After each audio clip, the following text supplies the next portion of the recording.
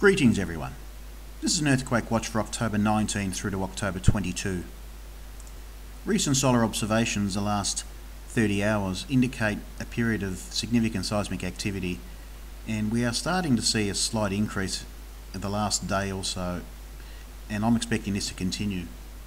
And the main reason is the extensive activity we have received in the X-ray band, and as we can see, this humongous spike that was recorded on the 16th of October, and this could be associated with the M-class flare, and it appears to me that we could be receiving a fairly large earthquake, possibly 7.5 in magnitude, followed by an aftershock or two significant events in two different regions.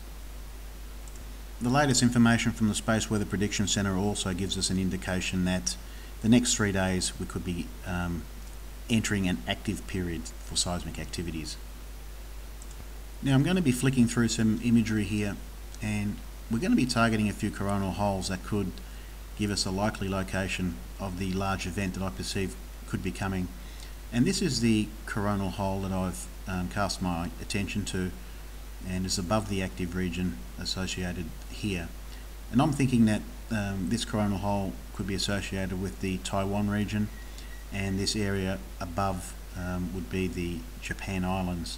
And we'll get the Google Earth open and have a closer look.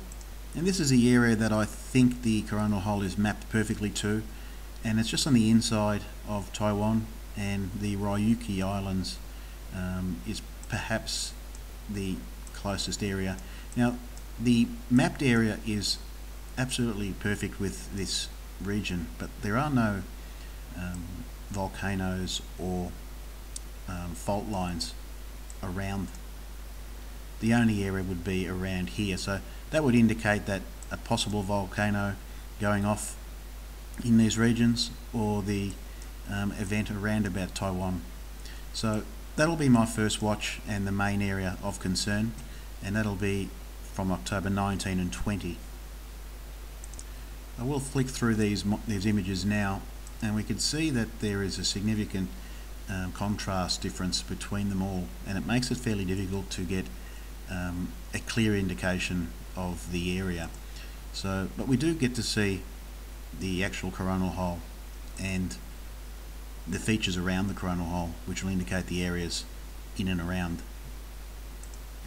Now this is the solar monitor, and we can get to have a look, although this data is a few days old, we do get an extensive look at the filaments associated with this active region, and it's what did produce the M-class flare, and fairly humongous size on this. I haven't seen one as big as this for a long time, and it's still attached to the sun, which is very rare. They usually let loose, and we are at still risk from receiving another M-class flare over the next 24 hours with this. Although this is 2 days old, the filament will now be over in this region, and this is fairly an interesting instrument to look at, because it gives us a different look at the coronal holes. Now the photon data has been off the scales the last day or so, and some significant activities here. So I'm pretty sure that we're going to be receiving a few fairly sizable earthquakes, or possibly a large volcanic eruption in the areas that I've mapped, and I'm going to be mapping and matching right now.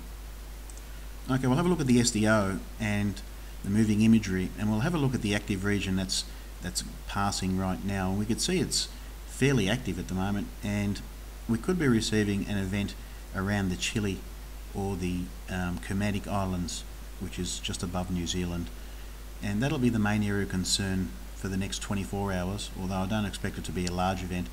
It could possibly be a 6-ish, and it is fairly dangerous.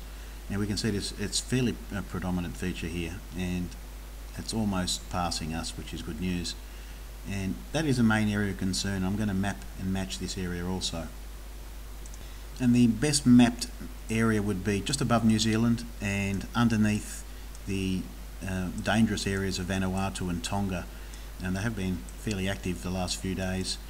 And this is the area, and this is a fault line that I'm targeting, could be at risk. There are a few little volcanoes in this region also that may be in play, but I'm thinking that Kermadec Islands would be the likely or the most likely location for this event, and also Chile. And the likely area would be Antofagasta in Chile. And I don't think it'll be a fairly significant event, although it will be 6-ish. I do think that there is a lot of pressure that needs to be released based on the solar imagery and the X-ray spike. So we could be getting some large events in the Southern Hemisphere, and there is an ominous coronal hole coming also. We'll have a look at that. We can see a very, very large feature here, and that'll be perhaps a very dangerous area for New Zealand, probably 45 to 46 degrees also. So that, we've got a lot of coronal holes and a lot of things that are sticking out and presenting fairly significant dangers. So we are seeing a predominant feature here and a possible Chile or Cayman Islands event over the next 24 to 36 hours. And if we look up on the solar corona, we can see some fairly significant coronal features in the about north 30 degrees region. So we are approaching a fairly significant time. We'll have a look at the Northern Hemisphere now, and we can see some coronal features here that we need to take serious note of, and we'll get a better look at the AIA 193, and we can see the features and the regions involved here. And it seems to me that the Taiwan region and the Japan Islands region may be affected, and there's also a chance that Mexico also may be involved.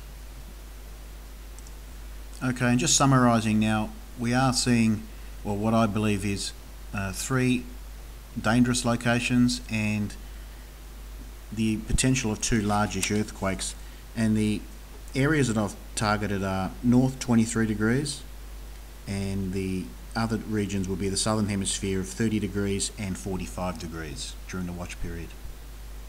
Now, the most likely areas for the Northern Hemisphere, and I did show the Taiwan region as being perhaps the number 1 area, and this will be my number 2, and that'll be the Puerto Rico area. And this area has been littered with, or peppered with, very, very smaller events. And what we may see is, again, a scattering of smaller events over a large region. And I'm thinking of north 19 to north 19 to north 23 degrees will be in play. And that'll put all of these regions at risk. And I did make a video, the last video was regarding the Gulf of California. That is also in play, and it could even go to Hawaii as well. So there is a fairly wide region that would be involved in this, mainly due to the size of the coronal hole and the movement of the coronal hole. So the best area that I have would be Taiwan, and that will be the main area, and this will be the second area of concern of a large event for the Northern Hemisphere. And New Zealand may be at risk for the last of the 3 events, or the later. So this could be October 20 to 22, and perhaps south 45 degrees would be the likely area, and the Christchurch area may be in danger as well. So we need to take close note of this. I think there's been 1,600 earthquakes since the major one, aftershocks, and the area is at risk again with that coronal hole. And I am a little bit concerned about New Zealand. It doesn't appear that we'll get an event in Chile this low, so New Zealand will be definitely at risk, perhaps on the later reaches of the watch period, October 21, 22, and above New Zealand. So perhaps this whole entire fault line may be affected, and we have been seeing events in Tonga recently. And so they will be my watch areas for the next 3 to 4 days, and thanks for watching.